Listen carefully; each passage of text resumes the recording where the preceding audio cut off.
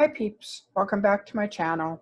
Today Samwise and I are here to talk about some of the tips that we use to make our life more accessible with our disabilities. And Apple wants to say hi too. Show them your beautiful face.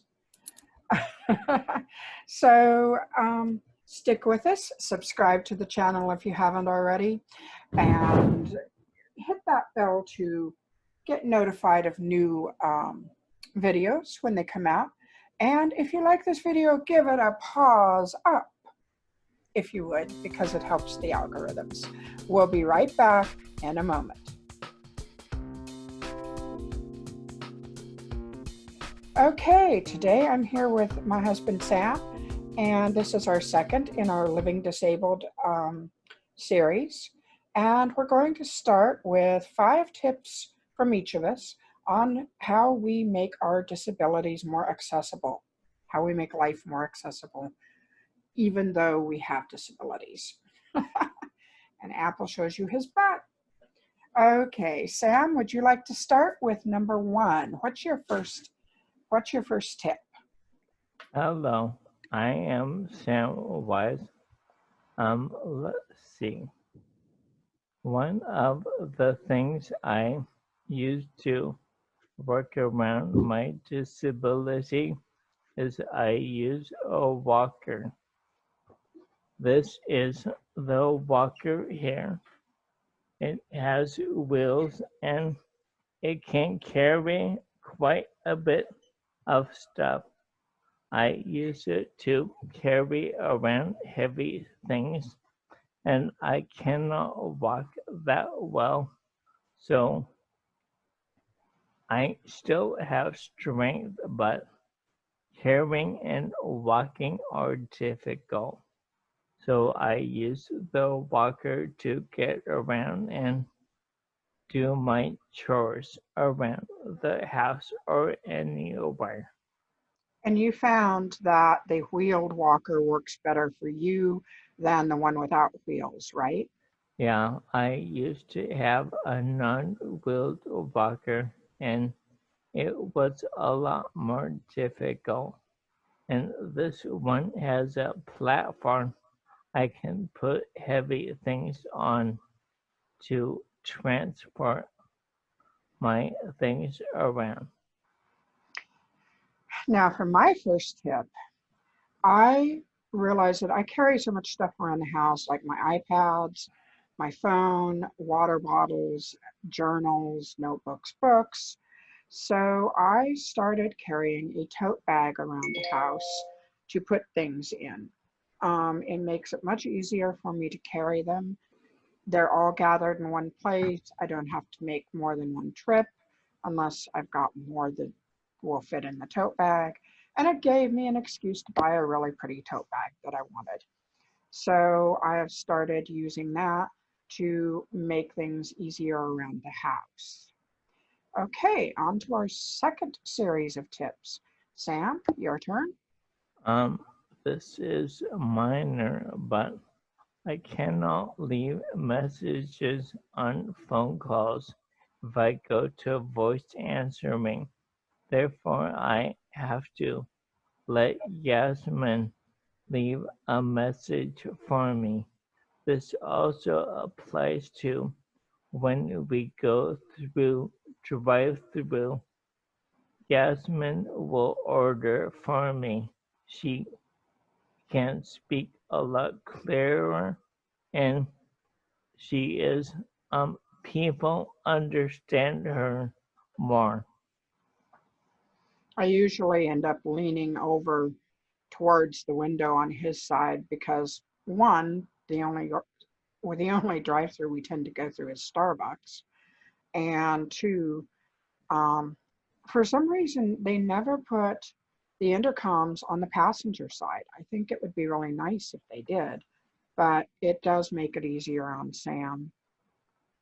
My second tip is I realized very quickly that when I had reactions, I needed to find the Benadryl right away. And having only one bottle open at a time and not being sure where I left it was causing issues. So we now keep bottles of Benadryl in my office, in the kitchen, in the bedroom, and in the bathroom. And they're all ready. And in the bedroom, we also keep a second bottle on Sam's side in case I have a middle of the night reaction. So yeah, we usually have about 3 to 4 bottles of Benadryl open in the house at any given time.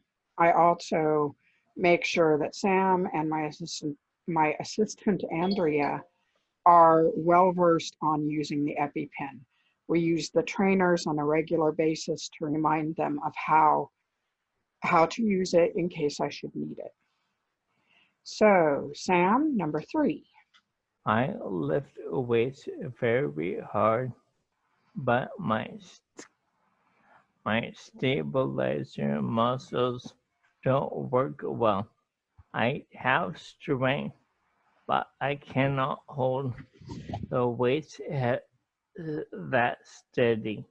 So I had to reevaluate the way I worked out, and I use an all machine workout, and it seems to work. I am in very good shape right now. My number 3 tip is that I use a walking stick a lot, and I keep one in the car so when we go out, if I need extra support, I can just grab that walking stick out. It makes it easier for me to move around and and it makes it easier for me to walk without my back hurting. So, yeah, I keep a walking stick in the car. Okay, and we are back. And Sam, what's your number 4 tip? Well, this seems minor, but I cannot clean floors that well. I cannot walk that well. I'm a bit unsteady, so I can't clean the kitchen. I can take out garbage. I can do laundry, but floors, that is a bit difficult.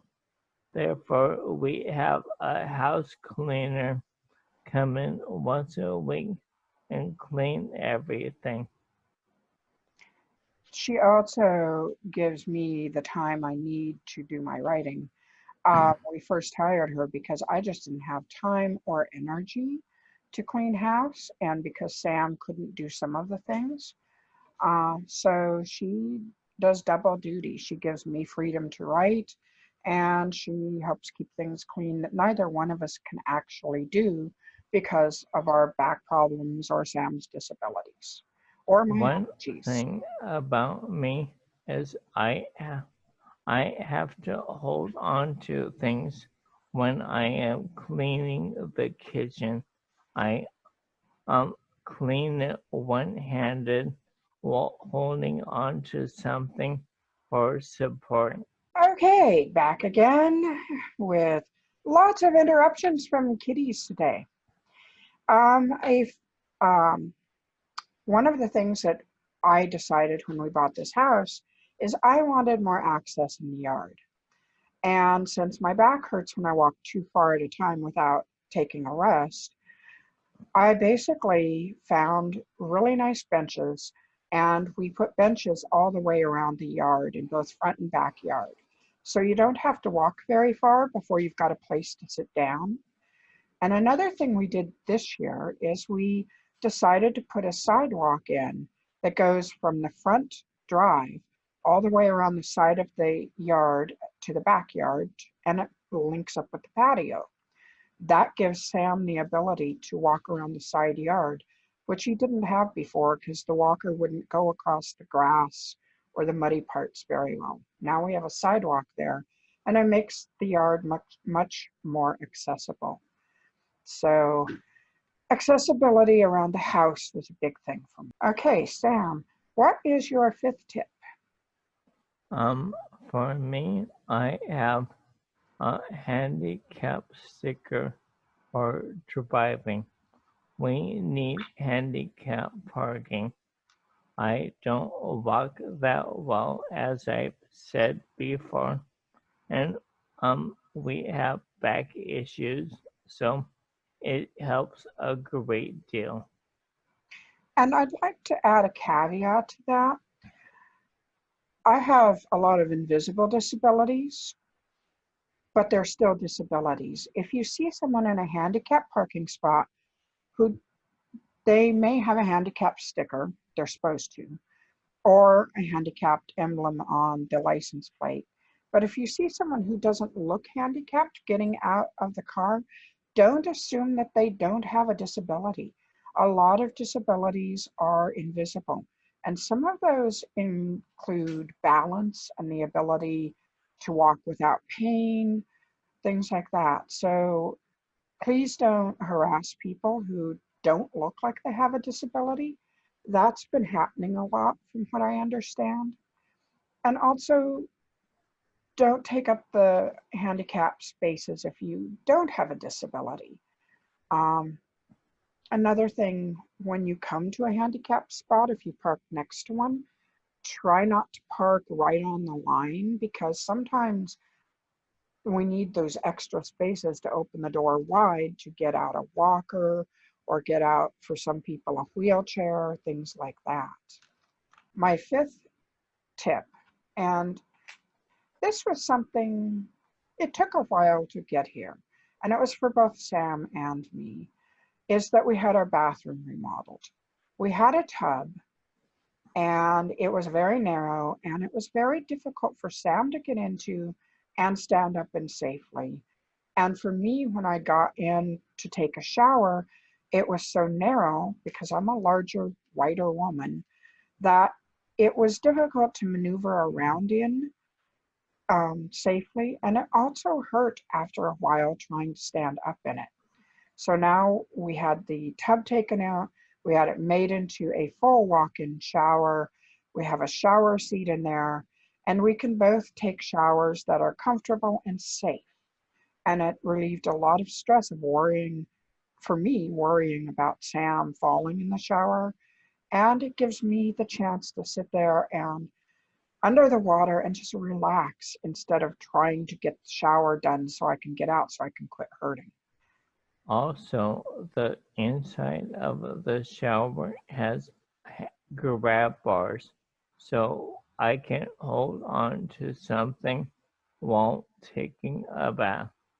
The old bathroom we had, I had to stand on one foot, step over the lip of the tub, and get in, with nothing to hold on to. That is impossible. I need something to hold on to.